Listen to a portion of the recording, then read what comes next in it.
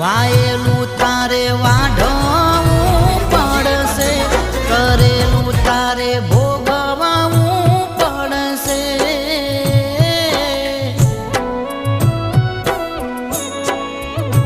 હો રાખજે તું ઉપરવાળાની બી,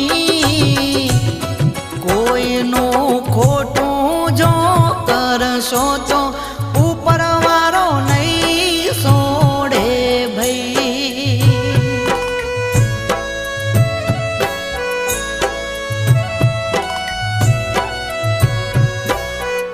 હો જેવું કરશો